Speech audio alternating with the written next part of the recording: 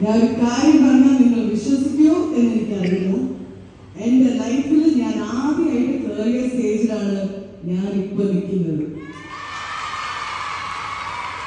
I still remember ഒരു fancy dress കോമ്പറ്റീഷനാണ് ഞാനന്ന് ഒരു ക്ലൗണിന്റെ വേഷം. ഇന്ന് ഞാനത് അണിഞ്ഞുകൊണ്ടിരിക്കുന്ന ഒരു വേഷമാണ് ലൈഫിൽ.